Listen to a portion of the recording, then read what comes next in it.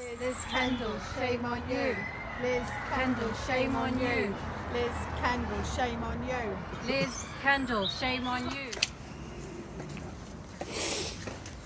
Okay, so Liz Kendall's not in her office today. None of her team are here today, so I'm just going to fill out a form. So I've written a letter to Liz Kendall. While our hearts were breaking looking at the scenes coming out of Gaza, entire neighbourhoods being bombed out of existence, people being ordered to move south and then they were bombed as they were doing so, we had sleepless nights and still had to continue with our jobs and look after our families. We heard with shock and disappointment Labour leader Keir Starmer spew out the same words that all Western leaders have said, that Israel has the right to defend itself. But all we have seen is Gazan children being bombed, killed and trapped under the rubble. Human beings, our brothers and sisters, having their limbs severed clean from their bodies by bombs and drones made in the USA and right here in the UK. Then the news came that Westminster was going to vote on a ceasefire. We expected, hopefully, that our Labour MPs would stand with Leicester, multicultural Leicester, and we were shocked, horrified and disgusted to hear that our MP, Liz Kendall, didn't even vote. She abstained. We had prayed for a ceasefire and she hadn't even voted.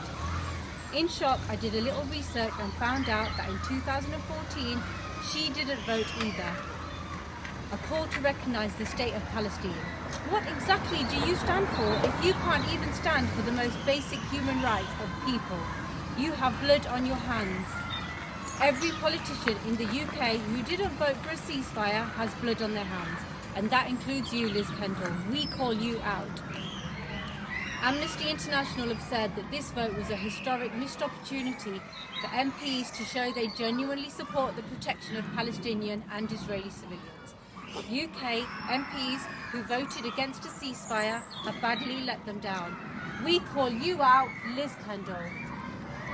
At the time of voting, 11,000 people had been murdered by Israel, many of them children. And yet Liz Kendall abstained from voting for a ceasefire. This is completely inhumane, and we are calling her out. You have aided and abetted war criminals.